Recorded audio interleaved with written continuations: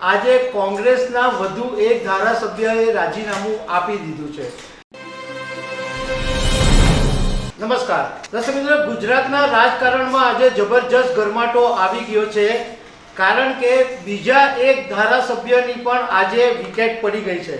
તમને ખબર જ છે કે તાજેતરમાં આમ આદમી પાર્ટીના ધારાસભ્ય ભૂપત ભાયાણીએ રાજીનામું આપ્યા પછી આજે કોંગ્રેસના વધુ એક ધારાસભ્યએ રાજીનામું આપી દીધું છે। એટલે વિધાનસભામાં 182 ધારાસભ્યોમાંથી હવે 180 ધારાસભ્યો થઈ ગયા છે।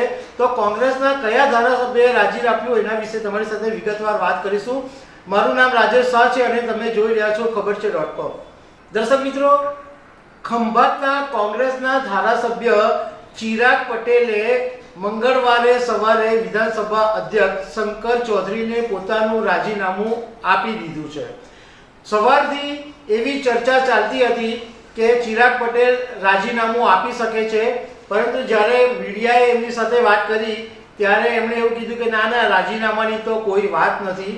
પરંતુ આજે સવારે 11 વાગે તેઓ વિધાનસભા પહોંચી ગયા હતા અને શંકરસિંહ ચૌધરીને પોતાનું રાજીનામું આપી દીધું હતું।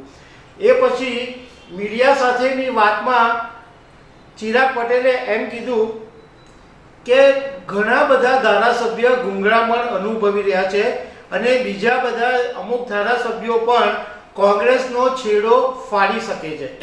એમણે કીધું કે કોંગ્રેસનું જે ગુજરાતનું નેતૃત્વ છે એ દિલ્હીથી ઓપરેટ થાય છે, એટલે ગુજરાતના નેતાઓને કોઈ ચાન્સ જ નથી મળતો। બધું જે બી કહ્યું હોય તે બધું દિલ્હીથી પૂછીને કરવું પડે છે।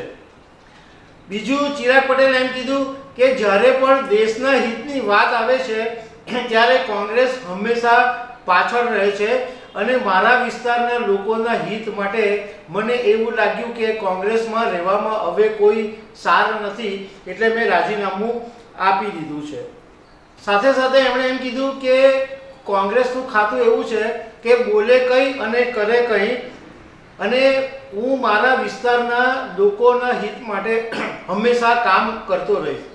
હવે ચિરાગ પટેલ જે છે એ પહેલી વખત વિધાનસભા 2022ની ચૂંટણીમાં ખંભાતથી ધારાસભ્ય તરીકે ચૂંટાયા હતા અને એવું જાણવા મળ્યું છે કે 1990 પછી પહેલીવાર ખંભાતમાં કોંગ્રેસે જીત મેળવી હતી। ચિરાગ પટેલે ભાજપના ઉમેદવારને 3711 વોટથી હરાવી દીધા હતા।